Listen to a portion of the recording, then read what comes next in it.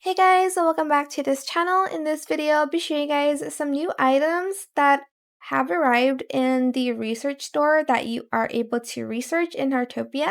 So after the new update, this has came up. I didn't even know about this. So if you go to the control console and scroll up, you will see that there are a bunch of new items. We have the wall-mounted control panel, we have the control console, we have the floor standing control panel. We also have the master control console here. We have the floor standing master button, ceiling mounted master button, and then the wall mounted master button. I think that's it for now, but I will research them and maybe in a future video I'll show you guys what they do. Oh, okay. It says it right here. It says connect furniture to this device to switch all connected items on or off with a single tap. Connected furniture will only respond to this device and cannot be controlled individually. That's pretty cool.